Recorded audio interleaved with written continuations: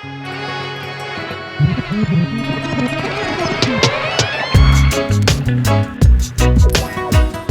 evening, good afternoon, good morning, and good night.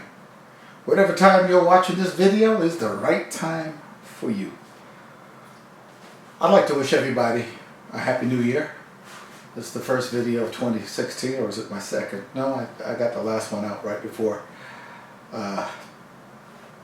New Year's. So this is the first one of 2016, and I'm going to now shorten the videos up and get very specific in what we talk about. This one will probably run 15 minutes or less, which, if you know me, is short, as I typically like to run school type setting. Also, when I do longer videos now, I'm going to have a drawing board behind me. I'm going to get the human body behind me, and I'm going to start writing things out.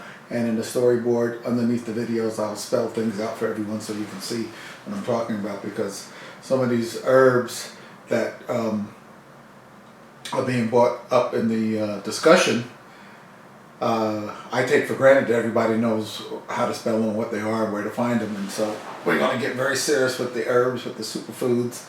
And I think the theme that we should set for ourselves for 2016, obviously we want to get healthier, we want to live our dreams, we want happiness and joy.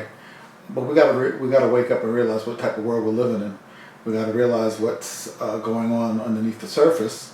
And we got to realize, why it's going to be difficult for us to find peace and joy when there's so much war, so much fighting, so much lying, so much deceiving, so much cheating, so much self-destruction, and we need to start turning things into more self-construction. So one of the ways to do that is to go through the 12 elements of health, and so I'm going to focus on two things: light and sunshine. And actually, I'll focus on grounding. So 3 things: light, sunshine, and grounding. Where do we find these? We find these outdoors. So we should make the theme of 2016, get outdoors. Get outside. Get into the grass. Get into the mountains. Get into the canyons. Get into the hiking trails. Get into walking. Get into sitting out and just laying out in the sun like an animal does. Ground yourself. Be outdoors as much as you can. Now, with that said, I'm gonna do a few product videos that I think would help you get outdoors. There's special shoes that I think are good for people to get outdoors with. There's special equipment, depending on the time of year, getting you outdoors. So that, I want that to be the theme, but I also want another theme that's coming up with a lot of people who are contacting me, who I'm seeing in my practice, and I'm seeing amongst my friends. Sometimes I see it amongst myself, but I can feel it in myself, and then I can go do something about it. And that's the subject of dehydration, a lack of consumption of water. The reason why I wanted to make being outdoors the theme, because when you go outdoors, your body naturally perspires, and it naturally triggers the thirst mechanism. Now, the scary thing that I'm seeing now is a lot of you are losing your thirst mechanism. And I hope that you're not losing your thirst mechanism, especially when I've developed a tea that I'll simply just call Dr. Z's The Bomb. And I have a brother that sells teas, but he don't sell no tea like this.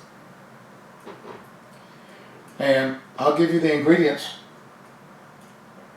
of the tea, and this tea will be available for sale because it's now been perfected.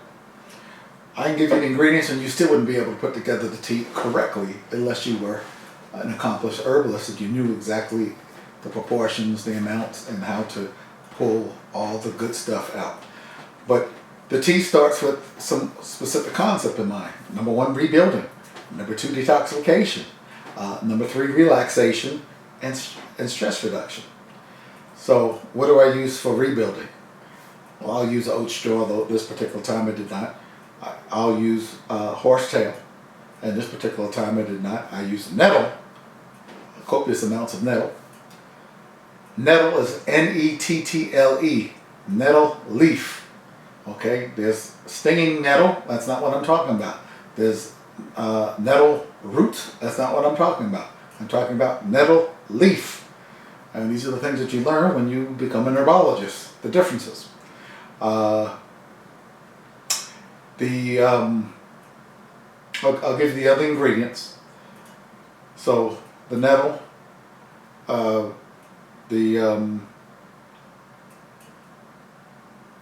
North American Rhodiola rosé, that's Rhodiola, Rhodiola, North American Rhodiola. North American ginseng, although I put very little ginseng in there because for me, I don't need the kick that it gives you. Some of you who have decreased adrenal function need the kick. Those of you whose blood pressures are running low need the kick. Those of you whose blood pressures are running high and are easily stressed don't need that kick. But eventually you may, because you'll burn out your immune system if you keep overreacting to the everyday drama of life. That most of it has been concocted for us anyway. So we can't take it too serious. Right? And that's why humor and laughter is one of the 12 elements of health. Because when you're in that state, you're not taking things seriously. It doesn't mean you're not a serious person. That just means in order to function at your highest level and be serious about your business and your dreams, you have to be able to sit back and laugh. Laugh at yourself, laugh at the dramas, laugh at the concoctions of man in his ignorant state, because there are many. But let's get back to the tea. So, rhodiola, ginseng, small willow flower. Small willow flower. That is a detoxifier. I also put passion flower. I put passion flower because it tends to kick up the sexual energies. And by that I'm just talking about the whole kidney, adrenal, sex hormones, that area. So I like passion flower. I think it's one of the best. A lot of times I'll put terrestris in there. I'm not even going to try and spell it right now, but it is a herb. It also is for what I call the Jing area. This is the kidneys, testes, ovaries, kidneys, and adrenal glands, and the lower back. That's the Jing area. And there are herbs in traditional Chinese medicine that are just for this area, and this area is all interconnected. So, small willow flower. Don't forget it. It is excellent. What else did I put in here?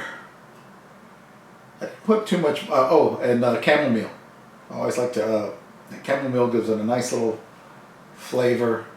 I will also, because I'm putting in a lot of disparate herbs, in other words, herbs that are coming from different families with different to do different things. You need a unifier, a little bit of salt, real sea salt, and I like the Icelandic sea salt or the New Zealand sea salt, because it doesn't tend to mess with the taste of the tea. I also like goji berries. Not forget about the goji berries, man. I tell you, you take your goji berries, it's going to help. I love goji berries. It's damn near everything. And that's really the simplicity of the tea. I'm trying to think if I put anything else in there. Oh, ashwaganda, I can't forget ashwaganda, which is another tonic herb. It's very much like ginseng. It's very much like the North American Rhodiola. These herbs are really adaptogenic, and they'll go into the system and turn things on and off and bring things up and down. They're just great balancers. All right. They're also alkalinizers. But remember, sometimes there's a time when the body in certain areas needs acidity, and sometimes it needs alkalinity. That's why when I say alkalinize, really what I'm saying is acid base or acid alkaline balance, right? There has to be a balance. That's why I don't go out and get, and I have a water alkalinizer. I don't turn it up to 9.5. I don't turn it up to 9. I don't turn it up to 8. I don't turn it up to 8.5. I turn it up to about 7.5.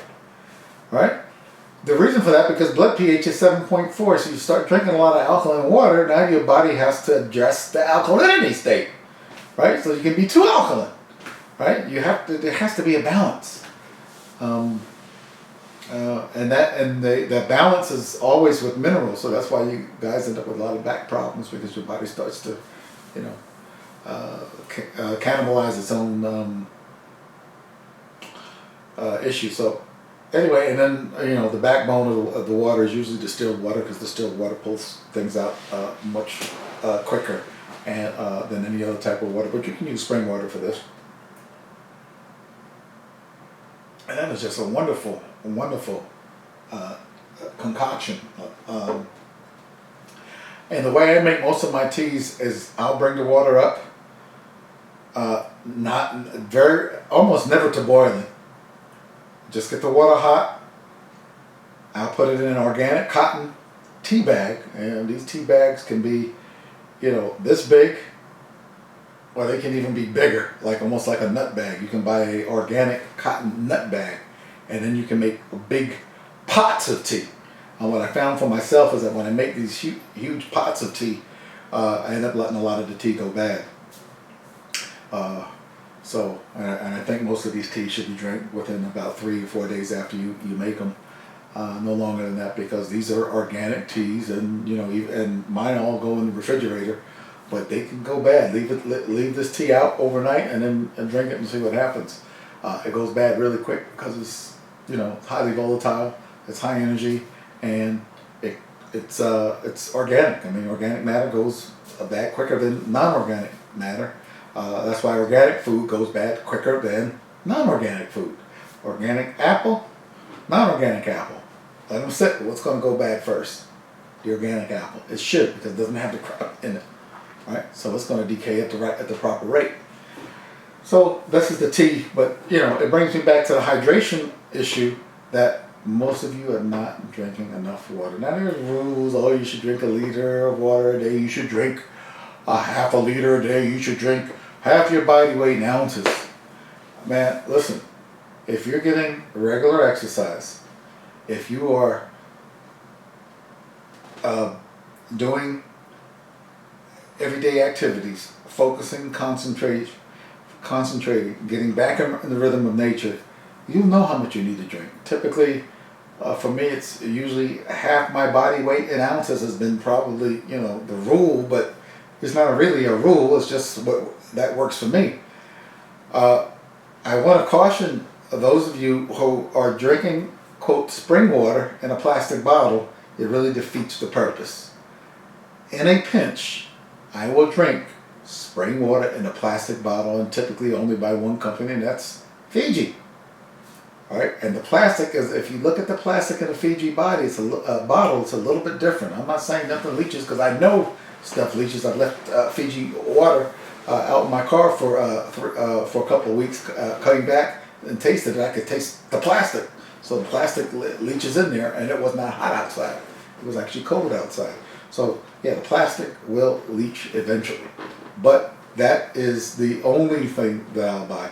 I was home for Christmas, and my dad is buying cases of spring water. God bless him. And actually, that spring water was better than anything else that they had in the house to drink, including the fake teas, including the milks, including the fake processed orange juice. I mean, it drives me nuts when you go back home to your own family, who watches all your YouTube videos, and they don't seem to get it.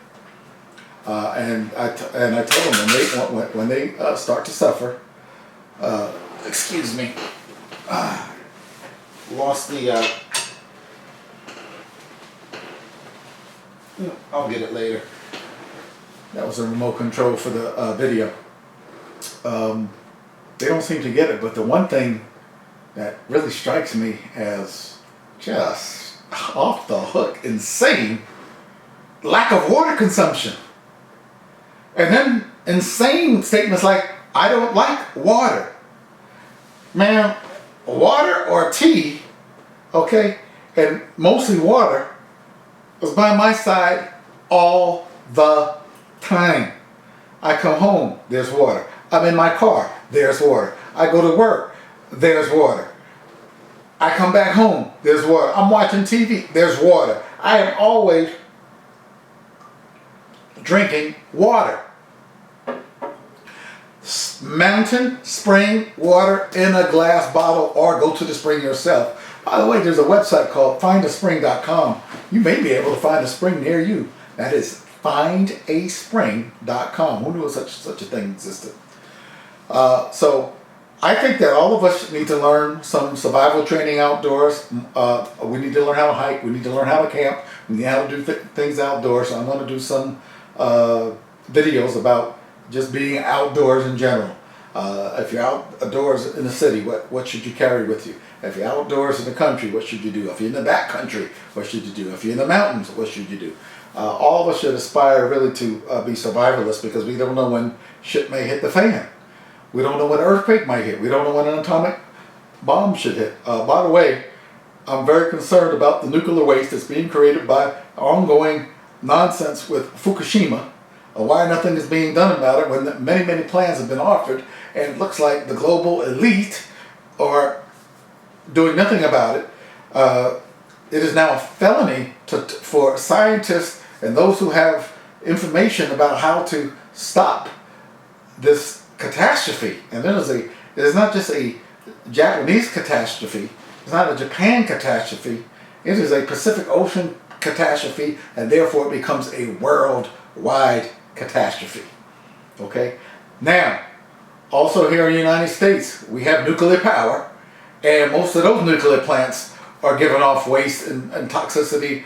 You know, it was a nice try, we weren't ready for it. All right, and Fukushima proves that we're not ready to handle nuclear power. We were children playing with matches and blew up the damn house.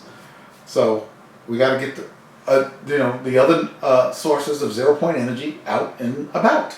But of course, the powers that be, have us on some nuclear power and have us mostly on the petrochemicals, which are dirty and dirty up the air. And then you fools come along, talk about gun control, talk about let's drive battery-powered cars, which the electromagnetic radiation just from the battery itself is bad for you. It's safer to drive a petrol car.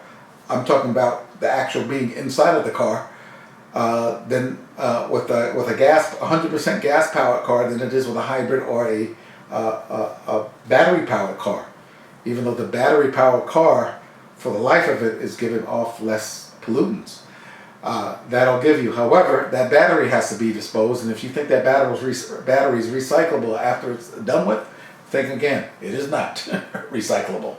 I wish it was.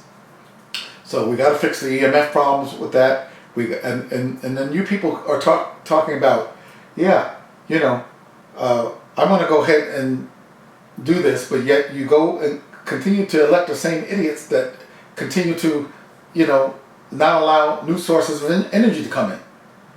And you support, the same people again and again and again and again and again. Well, you're going to get the same results again and again and again and again. Right? And then when they put, this person and that person and this one's coming to save, there's nobody coming to save the world, man. You vote with your intelligence and with your money. That's how you vote. That is the only way to vote. The rest of the nonsense does not count. Whatever fool you put up in office is going to continue to be a fool. The next fool, the next fool, and the next fool. That's just the way it works. Again, there's no politician coming to save you. May there be a few good politicians and a few good judges and a few good people that are in the military and all this other kind. Of course, I'm sure there are many. But right now, those that are holding the powers, which are the mega multinational corporations, are dictating, and these are the global elitists. And now we have a thing called population control. So, what am I recommending about counteracting some of this radiation. This is when you want to get into your reishi mushrooms, your cordyceps mushrooms, your man, it's escaping me now. What was the third mushroom? Anyway, these it'll come in shaga mushroom. So the shaga, the cordyceps, the reishi. That's three. That's three. Shaga, reishi mushrooms, cordyceps. Go look them up. Go incorporate some. By the way, every once in a while I will add, actually more than every once in a while, probably every other batch I add shaga to this. And I'm making the bulletproof coffee. Go check out Dave Asprey's How to Make Bulletproof Coffee. I don't make it strong, so it doesn't give me the jitters. I grind my own beans. I put cinnamon in it, which is cinnamon will likely be the #1 herb of 2016. I'm going to tell you why on the next video when I discuss just the properties of cinnamon. Absolutely wonderful and extremely good if you're trying to lose weight and manage your insulin levels. Right, so we'll be talking about management of insulin levels. We'll be talking more about the gut biome.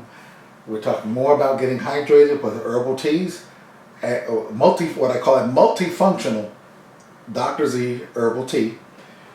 I've given you the ingredients. We'll talk again about how to refine it. And if those of you who want to sell this tea, get in touch with me and we can talk about selling the tea, because the tea is extremely, extremely fortifying and health giving and actually tastes pretty damn good. Man, that's some good tea right there. Oh, wonderful. So I think with that, I've said enough for this video. I don't want to get crazy, but we got to get outdoors and we got to get hydrated and we got to counter the effect of radiation. So outdoors, hydrated, counter effective radiation. Get some herbs in your system any way you can. Teas are an extremely easy way to get a lot of multifunctional herbs all working together.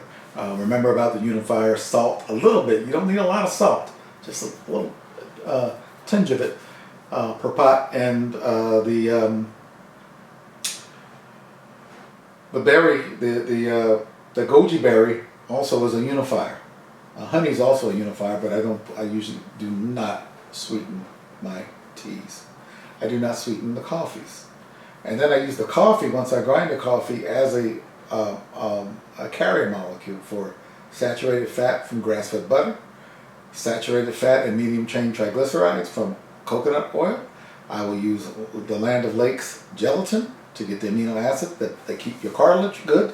So at the age of 56, I just came back from playing basketball with a bunch of 20-year-olds and 30-year-olds. Was there anybody out there my age? Not. No, by the time I left the gym, there was nobody. Just a bunch of young kids. Okay, I got there at 5 and I left at 8. So that is to say that you can keep your mind young, you can keep your body young. It's a state of mind, but there are certain things you have to do. Let's get outdoors.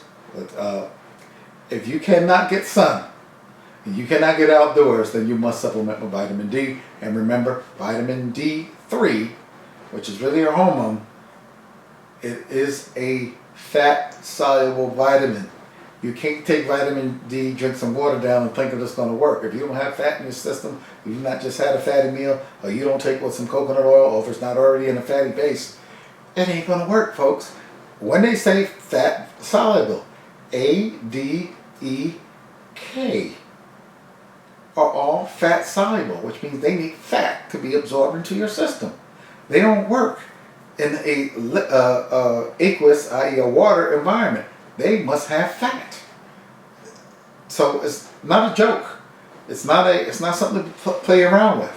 The rest of your vitamins are water soluble, so they can be taken, but you don't need to take those vitamins typically. But vitamin D is special because if you're not getting sunlight, if you're not getting most of your body exposed to sunlight 20, 30, 40 minutes a day, you're going to be low in vitamin D.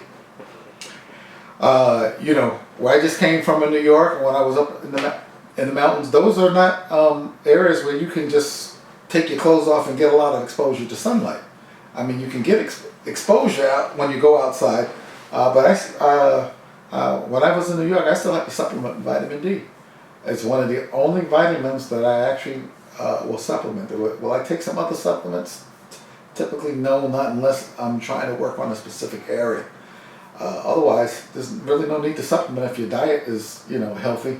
But, you know, remember, we're working with superfoods and super herbs. Those are the supplements, right? We're working with the spirulinas of the world. We're working with the kales of the world. We're working with the fruits, the vegetables, the berries, the melons, in season, the blueberries, the strawberries, organic, of course. We're working with all the cucumbers, the carrots, the lettuce, the tomatoes, and we need to get a variety. Radishes, eggplants, cabbages of all kinds, different types of radishes, you know, different colors, peppers of all kinds and colors, green, yellow, red, orange.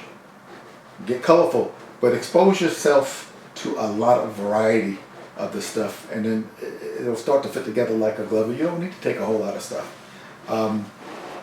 Next time I talk to you, I will talk to you about the importance of minerals, and we'll just focus on just one mineral, magnesium. And the only reason I want to focus on magnesium is just to show you how one mineral and how the lack of the one mineral in the soil and not getting into the food supply properly can disrupt a whole lot of crap in the body. So with that, I'm going to sign off because you know I can go on forever.